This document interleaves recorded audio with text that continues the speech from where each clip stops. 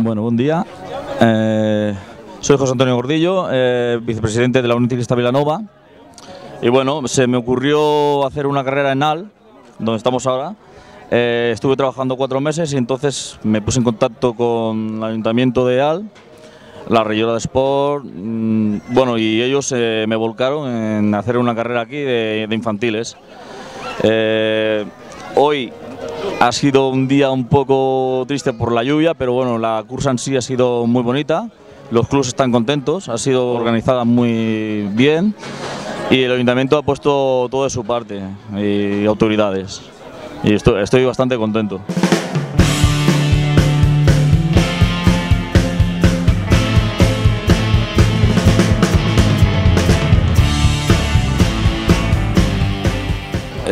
Consta de un circuito urbano de 1 kilómetro más o menos, son 12 categorías, incluido niñas. Empiezan por benjamines, alevín de primero, alevín de segundo, infantil de primero, infantil de segundo y promesas que son los más pequeñitos, que son de 5 años hasta 7. Y bueno, dan los pequeños 2 vueltas al circuito, que serían 2 kilómetros.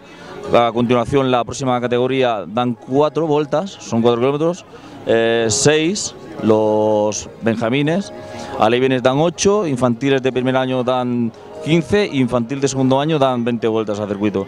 Salen un total de unos 20 kilómetros más o menos.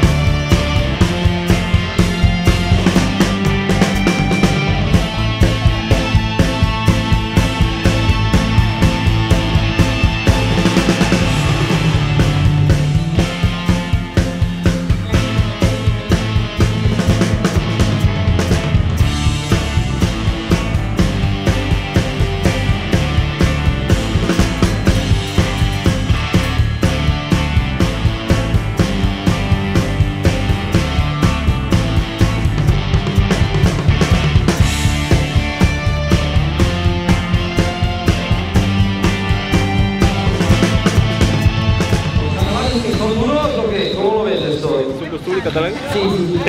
Veiem que tenim el teu pare de traductor. Bueno, pues res més, felicitats. Entrenes molt durant la setmana o què? ¿Cuánto todo entrenando en la semana comiendo potito?